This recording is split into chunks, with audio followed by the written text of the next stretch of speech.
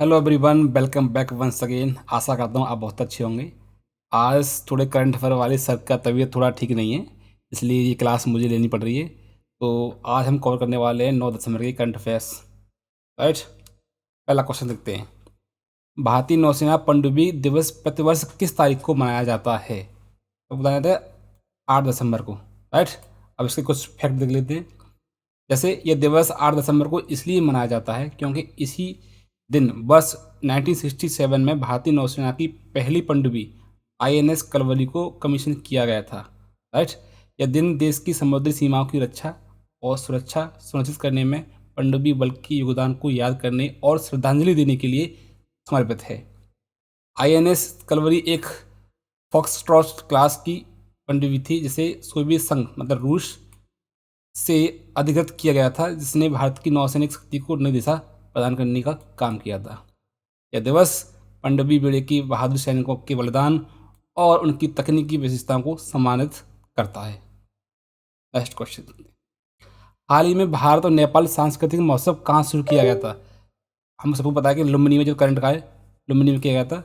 अब इसकी कुछ फैक्ट देख लेते हैं। लुम्बिनी नेपाल में स्थित एक महत्वपूर्ण धार्मिक स्थल है, अब सभी को पता है। जिसे भगवान गौतम बुद्ध का जन्म स्थल माना जाता है, जो दोनों देशों की साझा विरासत का एक प्रतीक माना जाता है। सभी को पता है लुम्बिनी गौतम बुद्ध से संबंधित है। इस महोत्सव का मुख्य उद्देश्य सदियों पुराने भारत और नेपाल के सांस्कृतिक और धार्मिक और सभ्यतागत संबंधों को और अधिक मजबूत तथा गहरा करना है। यह त्यौहार दोनों देशों के कलाकारों को अपनी कला, संगीत, नृत्य और पारंपरिक प्रदर्शनियों के माध्यम से साझा सांस्कृतिक पहचान को प्रदर्शित करने का मंच भी प्रदान करता है। इस प्रकार के सांस्कृतिक आयोजनों दोनों देशों पड़ोसी देशों के बीच रोटी बेटी, याद रखना। अब रोटी बेटी पूछ लेता है कि रोटी बेटी ये इनिशिएटिव में कहाँ से संबंधित है। रोटी बेटी के संबंध को और भी प्रगाढ़ बनाने में महत्वपूर्ण भूमिका निभाते हैं। राइट, नेक्स्ट क्वेश्चन देखते हैं। चौथे वार्षिक क्वाड मानवीय सहायता एवं आपदा प्रबंधन में सम्मेलन में भारत ने कहाँ भाग लिया है? होनोलुलु हवाई, ये यूएसए में पड़ता है, वहाँ पे ये हुआ है। ठीक है, और क्वाड के बारे में फैक्ट देख लेते हैं क्योंकि क्वाड तो अक्सर वनडे एग्जाम में आता रहता है। उससे संबंधित कुछ फैक्ट यहाँ पे देख लेते हैं। क्वाड 4 देशों जैसे इंडिया, यूएसए, जापान और ऑस्ट्रेलिया का एक रणनीतिक समूह है जिसका उद्देश्य हिंद प्रशांत क्षेत्र में शांति और समृद्धि सुनिश्चित करना है। देखिए यहाँ पे एक इंटरेस्टिंग फैक्ट आपको बता देता हूँ कि क्वाड कोई सैनिक या कोई मिलिट्री संगठन नहीं है। राइट, इसका उद्देश्य यह है कि इंडो पैसिफिक रीजन में कैसे शांति स्थापित की जाए और समृद्धि को प्राप्त किया जाए। राइट, क्वाड SADR सम्मेलन का केंद्र बिंदु क्षेत्रीय आपदाओं के दौरान मानवीय सहायता और राहत कार्यों में क्वाड देशों के बीच त्वरित और प्रभावी समन्वय स्थापित करना भी है। होनोलुलु में बैठे क्वाड की क्षेत्रीय स्थिरता, आपदा लचीलापन और एक दूसरे के साथ मिलकर काम करने की क्षमता के प्रति प्रतिबद्धता को भी प्रदर्शित करता है। भारत की भागीदारी आपदा प्रबंधन में उसकी विशेषता, खासकर सुनामी और चक्रवात जैसी आपदाओं से निपटने के अनुभव को साझा करने में महत्वपूर्ण भूमिका अदा करना है। राइट, नेक्स्ट क्वेश्चन देखते हैं। भारत को लीज पर देने के लिए रूस किस अत्याधुनिक परमाणु पनडुब्बी क्लास पर विचार कर रहा है? ये बहुत इंपॉर्टेंट क्वेश्चन है, ये आ सकता है पेपर में आपके। ठीक है, कौन सा क्वेश्चन है? यासन क्लास। ये बहुत इंपॉर्टेंट है, आपको याद कर लेना है। राइट, इसकी कुछ फैक्ट देख लेते हैं। यासन क्लास रूस की चौथी पीढ़ी की परमाणु संचालित क्रूज मिसाइल पनडुब्बियां है, जिसे दुनिया की सबसे शांत और उन्नत पनडुब्बियों में गिना जाता है। देखिए यहाँ पे ये पीढ़ी आपको याद रखना है, 4th जनरेशन, ये आपको याद रखना है, ये पेपर में आपको पूछ सकता है। ठीक है, ये पनडुब्बी मल्टी रोल क्षमता रखती है जो पारंपरिक और क्रूज मिसाइलों से लैस होकर समुद्री युद्ध और जमीनी लक्ष्यों को साध सकती है एक साथ में। ठीक है, कौन? समुद्री भी और जमीनी, की पूछ लेता है कभी कभी। ठीक है, ये समझौता भारत की नौसेना शक्ति को एक बड़ी राजनीतिक बढ़त देगा, खासकर लंबी दूरी की तैनाती और समुद्री निगरानी में। ठीक है, ये कदम भारत और रूस के बीच गहरे और भरोसेमंद रक्षा सहयोगों को दर्शाता है, इसमें तकनीकी रूप से जटिल हथियार प्रणालियों का आदान प्रदान भी शामिल है।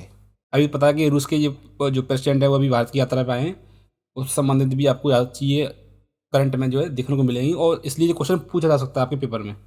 हाल ही में लोकसभा में वंदे मातरम की कौन सी वर्षगांठ पर विशेष चर्चा की गई है? कौन सी है? 150वीं। ठीक है, ये बहुत इंपॉर्टेंट है क्योंकि ये पेपर में आ सकता है, क्योंकि करंट का क्वेश्चन भी है और 150वीं वर्षगांठ बनाई जा रही है। इसकी कुछ पॉइंट देख लेते हैं। वंदे मातरम गीत की रचना 1870 में के दशक में बंकिम चंद्र चटर्जी द्वारा की गई थी और इसका प्रकाशन लगभग 1875 में माना जाता है। इसके चलते यह 150वीं वर्षगांठ मानी जाती है। ये गीत बंकिम चंद्र चटर्जी की प्रसिद्ध बंगाली उपन्यास आनंद मठ 1882 में प्रकाशित का हिस्सा है और यह भारत माता की स्तुति में गाया जाता है। राइट। भारतीय स्वतंत्रता संग्राम के दौरान यह गीत देशभक्ति और राष्ट्रीय गौरव का एक शक्तिशाली उद्घोष था।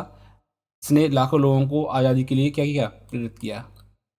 प्रधानमंत्री ने चर्चा के दौरान इस बात पर जोर दिया कि यह गीत राष्ट्रीय आंदोलन के दौरान पीड़ितों को आज़ादी के लिए जान फूकने के लिए काम करता था।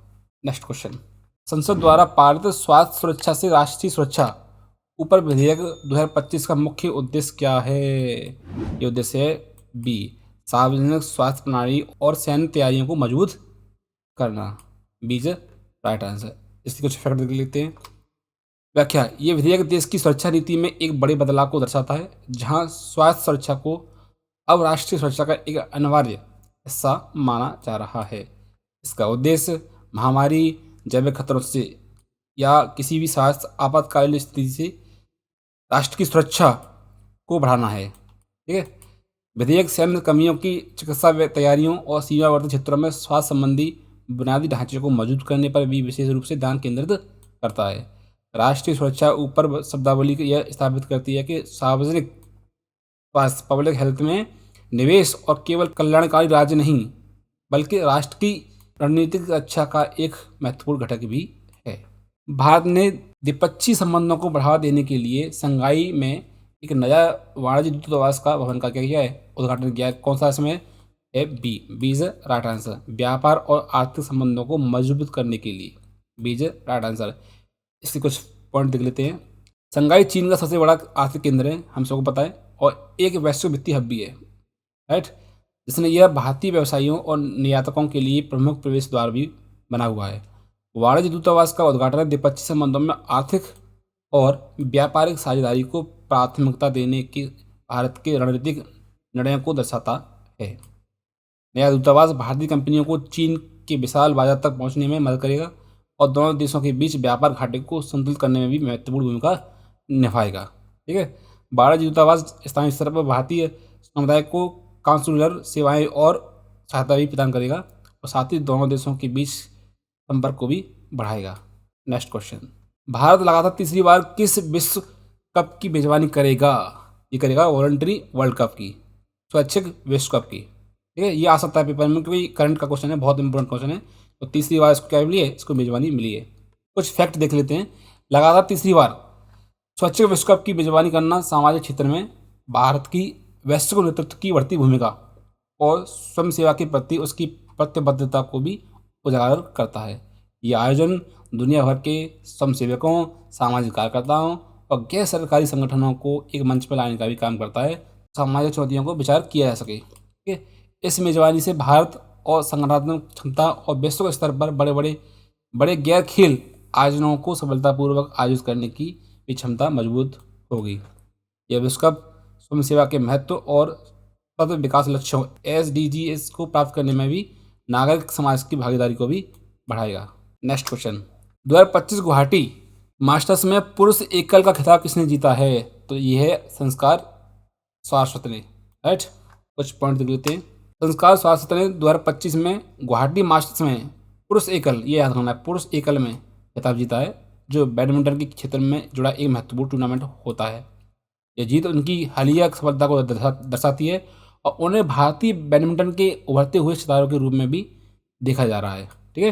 गुवाहाटी मास्टर्स जैसी राष्ट्रीय या अंतर्राष्ट्रीय स्तर के टूर्नामेंट युवा खिलाड़ियों को वैश्विक प्रतियोगिताओं के लिए आवश्यक प्रतिस्पर्धात्मक अनुभव भी प्रदान करेगा। इस उपलब्धि से भारत में बैडमिंटन के खेल को और बढ़ावा मिलेगा और युवा खिलाड़ियों को भी कड़ी मेहनत के लिए प्रेरित करेगा। नेक्स्ट क्वेश्चन देख लेते हैं। मौसम विभाग ने आगामी दिनों में शीतलहर, कोल्ड वेव्स की संभावना इन 2 राज्यों में व्यक्त की है, जो आमतौर पर ठंडे के लिए नहीं माने जाते। ठीक है। मतलब ये कोस्टल रीजन में है, तो इसलिए वहाँ पर मौसम जो है नॉर्मल रहता है, लेकिन इस बार उन्होंने मौसम विभाग ने चेतावनी जारी की है। कौन से हैं? ये है आपके तेलंगाना और महाराष्ट्र। राइट। मौसम विभाग IMD ने आगामी दिनों के लिए उत्तर भारतीय राज्यों जैसे हरियाणा, पंजाब, दिल्ली के साथ साथ महाराष्ट्र और तेलंगाना जैसे मध्य दक्षिण राज्यों में भी शीतलहर की भविष्यवाणी की है। इन राज्यों में सामान्यतः दिसंबर में उत्तर भारत की जितनी तीव्र शीतलहर नहीं होती है, इसलिए यह भविष्यवाणी असामान्य जलवायु पैटर्न या पश्चिमी विक्षोभ के मजबूत प्रभाव को भी दर्शाती है। शीतलहर की स्थिति तब घोषित की जाती है जब न्यूनतम तापमान एक निश्चित सीमा से नीचे आ जाता है, जैसे सामान्य से 4.5 डिग्री से लेकर 6.4 डिग्री सेंटीग्रेड से कम हो जाता है, जिससे जनजीवन प्रभावित होने लगता है। ये चेतावनी किसानों को फसलों को पालने से बचाने और स्थानीय प्रशासन को स्वास्थ्य सेवाओं तथा आश्रय की व्यवस्था करने के लिए आवश्यक एहतियात कदम उठाने के लिए मदद करेगा। आई होप आपको ये वीडियो अच्छा लगा होगा। मिलते हैं कल एक नई वीडियो के साथ। Thank you so much.